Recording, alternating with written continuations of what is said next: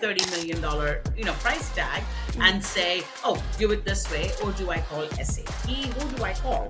So I took a very innovative approach, a very objective approach to a transformation. What I said is, let's take 12 weeks. You'll want to go in there to kind of dissect what are the options for the SAP S/4HANA strategies if you want to have an in-depth conversation. This conversation talks about that phase of looking at what are my options. After all the craziness, what happened? So two options, two things happen from here. One, welcome back to Bite Size. This is the podcast that dissects digital transformation complex topics in 10 minutes or less.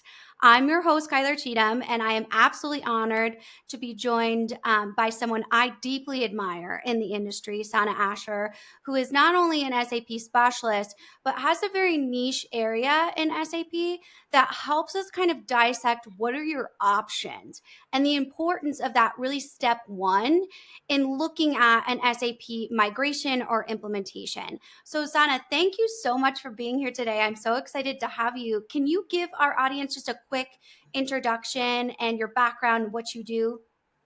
absolutely, Carla. First of all, thank you so very much for having me here. It's been a pleasure. I have been watching you over the last couple of months over LinkedIn, and you are such a rock star. Oh, So thank you. kudos to you. From My name is Sana Asher. I have actually been in the SAP ecosystem for about 27 years, and I started my career with selling SAP services. I have a business background, but over the last 20 plus years, I've had the opportunity of working with large scale customers, mid market customers to talk about and help them through their transformations, which is what I am doing now for That's myself. excellent. Yeah, that's excellent. And what a time to be doing that, right? We Exactly. have this really interesting landscape where we have kind of this looming deadline, and the deadline is a bit ambiguous, right? So Yes. it's hard to understand where you're at and what exactly you do. And so you take an interesting methodology in helping businesses really understand that. So can you kind of take us through just quickly your 12-week program and how you Sure. kind of look at the different assessments and options? Oh, absolutely, Kyler. So the you talked about the end of life, right, for the impending event, which is 2027. Originally, SAP had talked about that date being 2025, but because of COVID, they kind of pushed it 2 more years, and Mhm. it's now 2027. So close to about 30 to 35,000 customers are still running ECC, and these customers have implemented ECC back in early 2000, Mhm. 2010, 2012, and up to most recently. I just spoke to a customer last week. They finished the ECC implementation in 2022. So you can well Mm. imagine it's a Yes. pretty long journey, right? So, and a part of the challenge that I am seeing in the market today is SAP obviously wants clients to move to S4. That is the Mhm. right thing to do because of the innovation and Mhm. the automation the platform can provide. But the challenge is clients just don't even know where to start. What is Mhm. step one? Right? Who do I call? Do I call my SI, who's going to come and give me this 20 million, $30 million, price tag Mhm. and say, oh, do it this way, or do I call SAP? Who do I call? So I took a very innovative approach, a very objective approach to a transformation. What I said is, let's take 12 weeks, work Mhm. with the customer, and actually show them what they have in their landscape, as Mhm. opposed to going out there and kind of throwing rocks on the wall and thinking what's going to stick. Let's actually work with them, understand Mhm. what their license structure is, understand what their custom code is, understand what their data and migration challenges are, what their integrations are, piece all of these things together as a puzzle box, and go back to them and say, look, this is all that you have in your current landscape. Mhm. Now you have all the data, and you Mhm. can actually make some data driven decisions. Now you Mhm. know what this entails. Now you know, if I'm going to start a transformation, it's going to take me 2 years, 3 years. This is the complexity, and Mhm. these are the different options I have to go to. So that's kind of what I'm doing, Kyler. Absolutely. And I think that's amazing. And if you haven't watched our previous episode with Paul, you'll want to go in there to kind of dissect what are the options for the SAP S4 HANA strategies if you want to have an in-depth conversation. This conversation talks about that kind of that phase of looking at what are my options. So when you're going into these advisory conversations, Sana, what are some things that you're finding? I know some companies have that 2025 deadline, but there's some extensions and things like that. So what are some key findings that you're actually seeing through this research? Sure. So definitely a couple of things that we are finding, which is common across all the clients. Number one is the ability to understand their license structure, Kyler. So Mhm. remember and keep in mind, these clients have gone to ECC, 2000, 2005, 2006. So you are now talking about taking an ECC contract, which is 10, 15, 20 years old, and now trying to convert that into a RISE Mm. or an S4 kind of a license, right? Mhm. So that's definitely a very, very big challenge. And I help with that, with the clients. I help them automate that entire process and show them what they have. The other piece is what they have collected over the years in terms Mhm. of custom code, right? Mhm. You just keep tweaking and keep tweaking your applications, and then all of a sudden you have a completely different process than what SAP talks about. Wow, now what do I do with all of this? Right. Now, do I carry all this custom code with me into the new world?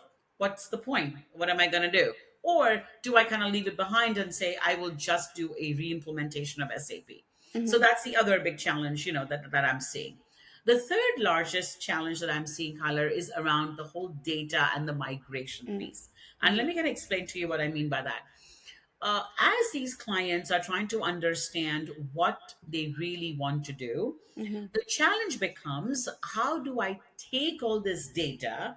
How do I cleanse it? What do I Mhm. even know is even good or not good or keep aside? And how do I make the move? So, what Yes. do I carry? What do I leave behind? And I help them kind of figure that out through, again, tools, because I think there is so many tools that we have put together in the advisory which are less resource intensive but are very, very quick to give us the details behind what is needed.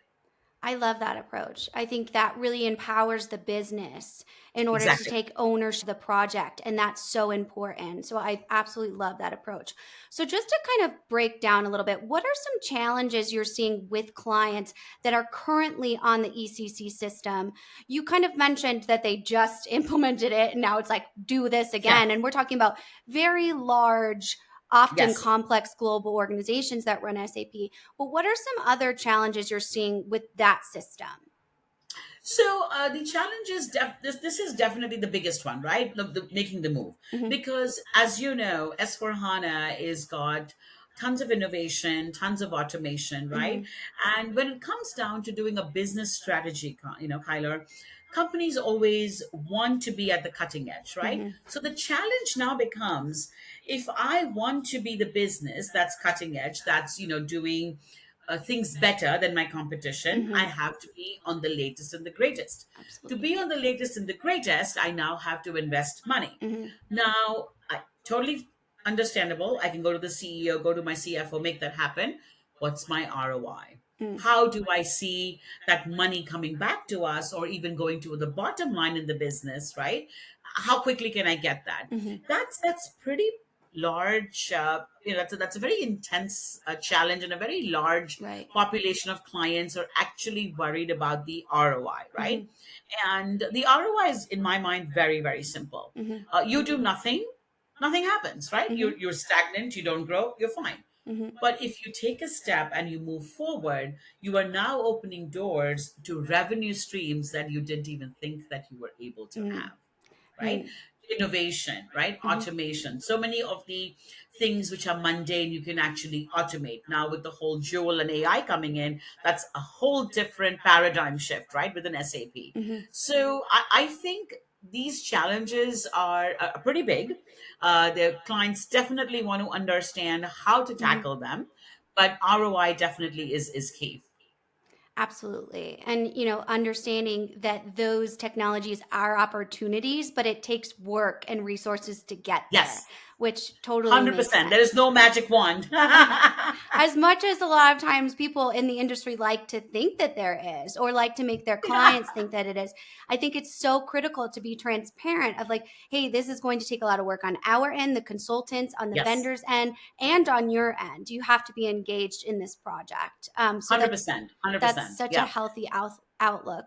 So Sana, SAP specifically has outlined 5 different approaches when it Yes. comes to the migration process. Can you take us through some of those?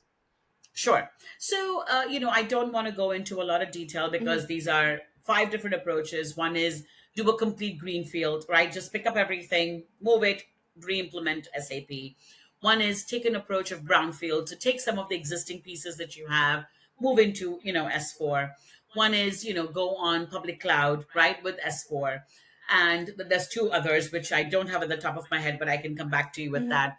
And all these approaches are not right or wrong, Kyler, mhm. with any of the clients, Right. right? These are approaches for that SAP is saying you could take to move to rise. Mhm, And one approach may work fantastic for a customer and another may not, right? mhm, But the good news is because there are five different options, a customer has the opportunity mhm, to look at them and say, okay, now I have done the advisory. I've spent 12 weeks understanding what I have. mhm, Now I'm in a better position to make a decision. Should I go completely greenfield? Should I do a brownfield? Should I do a lift and mhm, shift? Should I go completely to public cloud? So there's so many different ways of kind of slicing and dicing the transformation. mhm, Uh, but that only comes when they have the data to drive that decision, right? mhm. Where they are right now, they don't even know what they have in their Yeah, landscape. So very difficult to even make a decision what you're going to do. absolutely.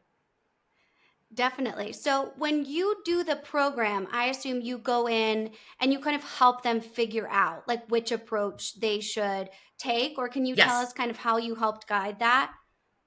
Sure. So when we go to the 12 weeks engagement, Kyler, we talk about, what the current licensing do they have, right? Then we talk about how they can optimize the licensing. We talk about the custom code. We talk about data. We talk about integrations. We wrap all these pieces up and give them a business use case and a Mhm, transformation roadmap. And when we are doing all of these pieces, we go back to them and we say, look, from what we are seeing in your system, you should probably go and do a greenfield, a complete mhm, greenfield. That's a reimplementation. But mhm, sometimes a customer may come back and say, we would love to do that, but we probably may not get the funding for it, mhm, right?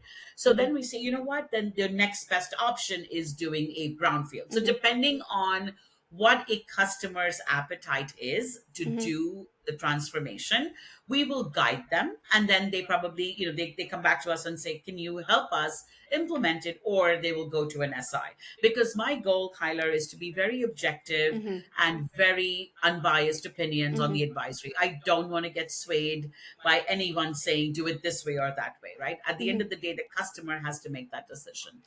Yes, absolutely. And that's such a unique place to be in the market because you do help with SAP, right? So you are a system specialist, but you Yes. also are dedicated only to the client's goals and their roadmap. So I think that's so amazing. And I wish we Thank had you. more of you in the marketplace in order to make these decisions because and this goes to my my next question is we have such pressure of like going, what am I supposed to do in this Right. situation, and no long term business strategy. So I know you kind of help set that up when you're going Yes. through this. Even though it's only 12 weeks, one of the deliverables is helping what does that long term strategy looks like. So after Correct. all of this craziness, what happens?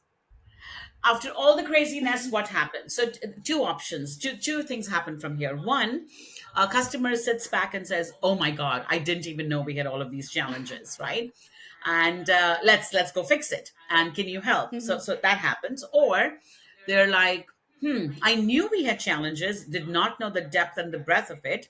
I need to internalize this. I need a little bit of time to figure out what a next step is. So maybe in a month or 2 months, we're going to start a program. mhm, So it just depends on how tuned the customers are mhm, to what is really happening with them in their own mhm, businesses. but also what is the appetite they have, Kyler, to even start a transformation, Mhm. right? Mhm. Because they may take the advisory, they may get all the data, but they may not be ready to start that. If, Mhm. if we finish an advisory, say Mhm. September, and they know December is closing, they'll be like, you know what, no, no, no, we're going to wait till January to kick off a project, right? Mhm. But most times clients definitely move to the next step and say, this is great. I now know what I have and Mhm. where I'm going, like a roadmap. Mhm. And now at least I can take the next logical step. Absolutely. And definitely something that's needed, especially in this process, to understand not only what is the next step, but what are the resources, both internally and externally, that you need to really get there and produce the outputs that are going to maximize the business goals. So I think that, that's really great to understand that. So when we look at this, I think Absolutely. one of the biggest questions we see, Sana, is how long is the project timeline? And it always depends on who you ask, depends on the business. But when we're looking at Correct. this 12-week program, I can imagine people are like, we don't have 12 weeks. Like, we have to get going. And you say, well, you need to do it right the first time in order to get the results that you need. But what should they be expecting? Because we're now in 2024, the latter half Right. of 2024 almost. Yes. So we're getting very close to 2027 for an Yes. SAP implementation timeline. Can you speak to that a little bit? Absolutely. So the 12 weeks, honestly, Kyler, it really Yeah, flies, I right? bet. Because the framework that we have put together is very succinct, very clear, and it does not take a lot of time from the internal Hmm. resources, right? So we can do a lot of the things through our tools, through our frameworks, and Hmm. help them get to the end result. Once we give them the deliverable, which is the project roadmap, and we tell them, your transformation will probably take 12 months or it'll take 24 months. At that time they have a lot to think about, Hmm. right? If and when you talk about 2027, there are some clients who are also thinking, I'm not going to go to S4 in Hmm. 2027 because number one, I don't have the Yeah, I money, or I can't. don't have the Yeah. budget, Yeah. or I don't have the people, right? Uh-huh. And they may go to a Rimini Street, right, Hmm. for a little bit of extended Hmm. support, and they'll do that for a few years. But most clients come back and say, wow, this if a project will take me 12 months or Hmm. 18 months, I actually need to start planning now Hmm. so I can kick it off in January of 2024, be ready by 2025 end of 2026. So Hmm. that kind of gets me in the line. But a lot of the clients are thinking it, but I don't think they're actioning it. I think that's really a challenge. Excellent. Well, that is such a good overview, and I think it's really healthy to understand like what exactly transparently is the timeline, because you have a lot of noise in the marketplace about really Yes, just a plug and play methodology that's really not going to set you up for success, especially with a huge titan of a system like SAP. It is a correct. large, and it's almost messaged, Sana, as an upgrade when really it's a Yeah. whole new implementation and needs to be treated as so. So, what do some of these roadmaps look like for maybe the next 6 to 12 months for clients? So, for a lot of the clients, I think they obviously need to get to the most current enhancement packs, Hmm. right? The most current enhancement packs is Enhancement Pack 8, EHP 8. Most of the clients are either on 3, maybe 4, 5, 6, right? So they have to get to that. The first line is get to the Enhancement Pack 8. Definitely do an advisory, Hmm. right? I'm not just saying do it with us. Yeah, I would love sure. it. But you know what? Go to a non-biased, a Hmm. completely unbiased, objective, organization that'll tell you what you need, Hmm. right? And they'll kind of support them. And then figure out what does the transformation look like. Hmm. Because part of the challenge, Kyler, most of these clients are going to face is again talent. There is not Absolutely. enough people out in the market to do all of these things, Absolutely. and that's going to really really hit people. And if everyone wakes up in 2025 and says, I'm ready, I don't think we can produce these people. Absolutely. And that's really kind of what's happening that we're seeing in the marketplace which, I think is an interesting question for you, Sana. With so much experience in the industry, we've seen kind of this rise of not an exactly qualified consultant that Yes, we that aren't going to produce the results that you want. That's nothing against younger consultants or anything like right. that. Everybody has to learn in some capacity. But what are some key questions or key points that you should be asking when interviewing a potential SAP consultant to help with these types of migration projects? Definitely at least have one or two senior people on the project, Hmm. right? You may not get the entire team, which is 15, 18 years of Hmm. experience, but even if you have one or two who are senior solution architects, or you have a really solid program manager who can kind of guide the Hmm. younger people, right? And who can kind of hold their hand and say, no, no, no, think of it this way, let's try it another way, this is my experience. I think that'll really help, because sadly, Kyler, the reality is clients are going to be stuck with people who are going to be anywhere from 3 to 5 years or 3 to 7 years of Hmm. experience. Yep. And they have not done enough of these to give them best practices. So you definitely want to have two or three people on your team who are rock solid and who can bring the other team along. You definitely need Absolutely. that. Yeah. And I mean, 3 to 5 years experience in SAP is like one implementation. So, Exactly. which is Exactly. not bad. But again, you need to make sure that you're working with a reputable consultants agency, someone that has experience, the overall firm. Of course, you'll have younger resources or less Sure. experienced resources on your project, but it's just critical that you really do your due diligence, ask for those references, make sure that you have a culture fit, you have an open line of communication, all of those different things. Absolutely. And then also have like a person on your team, or on, from a customer's perspective, who is completely unbiased, who Hmm. can actually tell them, just like an advisor, and say, no, this is wrong. Hmm. Look for this. So I think a lot of the clients sometimes, Kyler, get sucked into this whole Hmm. SIs and, Oh, yeah. everything else, and they just don't ask the right questions. Yeah. And then, weeks later, there's a project overrun, things haven't gone well, there's finger pointing, contracts start to come up, and it just becomes very ugly. And there is no reason to make it ugly, I honestly. completely agree with that. And then the transparency needing, and you have an army of consultants on your project. Well, what actually are they doing? You have every Yes, right as the client to ask those exactly. questions. And just because you're given like a canned answer of like, oh, well, you're not sure what they do because you don't do SAP implementations every day, but this is still my business and I want to be engaged in that conversation. I Exactly. think that's Yeah. so important. So, Sana, as we wrap up this conversation, this is bite size. So, what would one piece of advice that you have for clients that they can do today to prepare for their SAP S4 HANA migration? I think the number one thing that they can do today is just start. Hmm. I think don't procrastinate.